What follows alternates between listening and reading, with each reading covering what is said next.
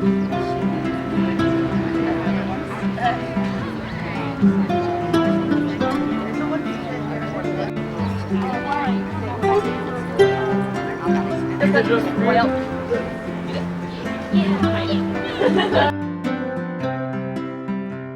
at the Mercer Clinic, we provide preventative health care and just general wellness exams to a lot of different dog and cat patients. We also do vaccines, we do spays and neuters, and we do referral services. The goals are basically just to make sure that all the pets of the homeless people out here can get the care that they need. Try and keep the population down of pets coming, because a lot of them do need to be spayed and neutered, and to just make sure that we're controlling diseases by vaccinating these animals.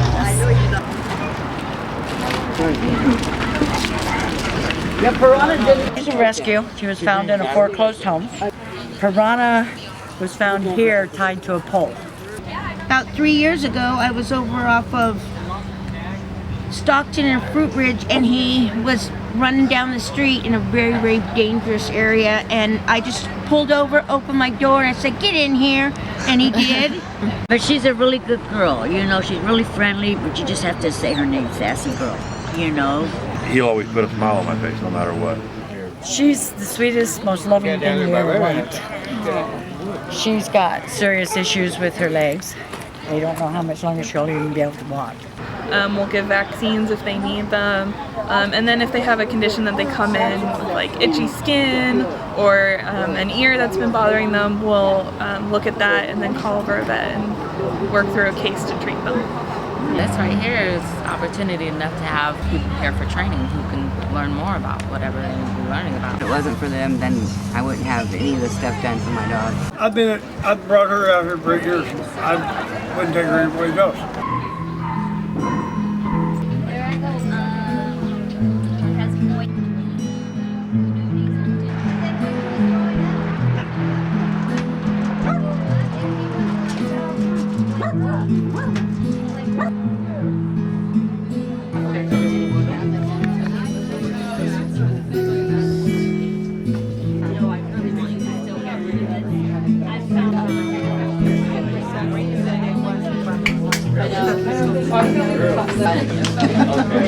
She was given to me after my husband passed away, and she was like left in the backyard all alone, and I couldn't do that.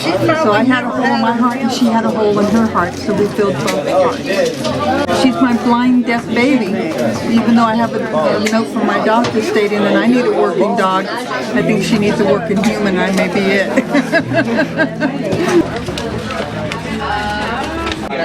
Aurora. I've had this pet for 6.5 years. Her name is Aurora. She's an amazing dog because I have seizures, and when I start to get dizzy and start feeling around for some place to fall down, she'll crawl between my legs and let me sit on her back because she's a big girl. My baby now. This comes first now. A person that's going to help a pet will help homeless too. If they don't have it within their heart, I don't know what to say except for just take a look at how many people and animals there are on the streets these days, and the numbers are going up instead of down. So I just hope there's a lot of people with heart out there that will contribute to these type of places. Because if not, my baby will be suffering for another however long. And because I got to bring her here today, it's going to be a little less suffering.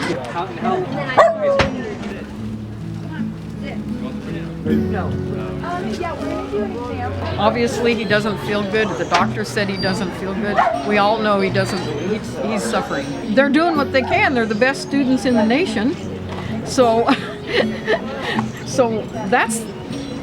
this is a model for the rest of the nation to try and help this poor cat, this poor dying cat. But he's not dying anymore. So I'm very joyful. I'm grateful to our Savior for him. We don't charge anything for our services from our clients, and so we're always in need of monetary donations, and then that can be made, through our PayPal or through checks to us.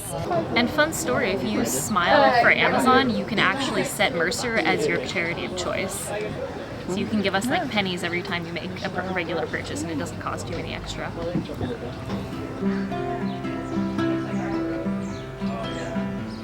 It looks like a lot of people volunteered time, and I sure appreciate it. Look, they got new coats. They're getting, they're getting checkups and flea medicine, which is so expensive.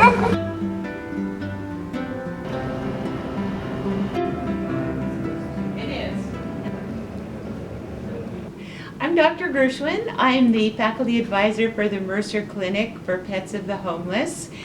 And I would like to tell you a little bit about Mercer's Pet Basket program.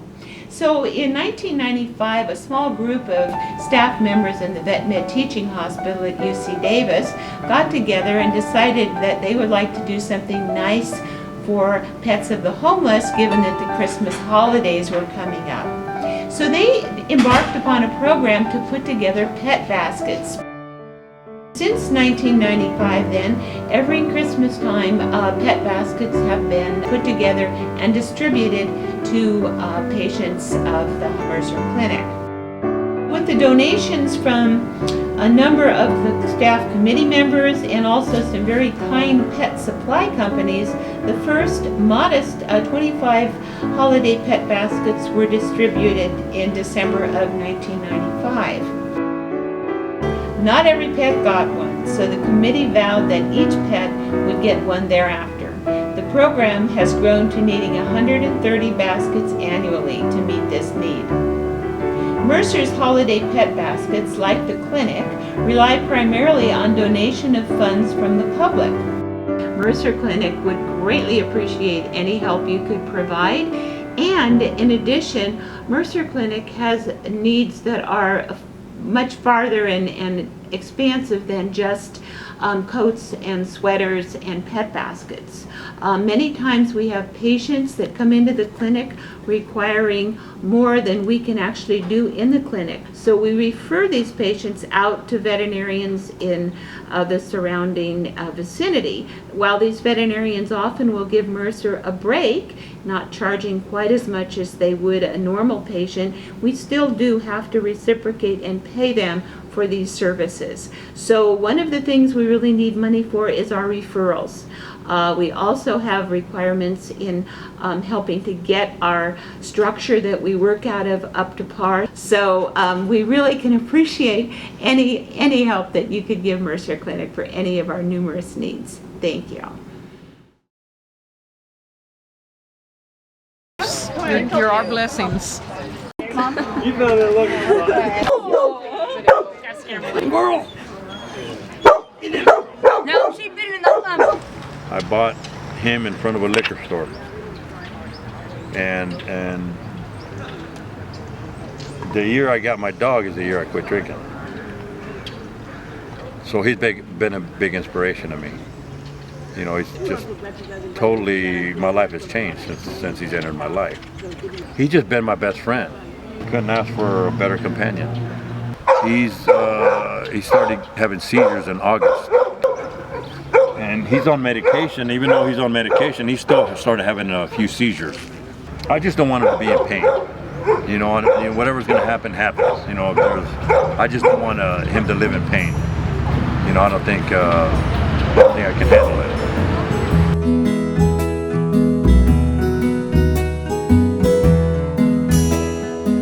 My experience from day one, everybody's always been real helpful and really, you know, they seem to treat Rocco like it's their own pet. So I'm really appreciative, you know, of that. You know, they like when I go in there, they seem like they make me feel like he's the only dog being looked at. You know, so I'm sure I'm not the only one that gets that feeling. You know, if everybody gets that feeling, then, you know, how much more credit can you give these people?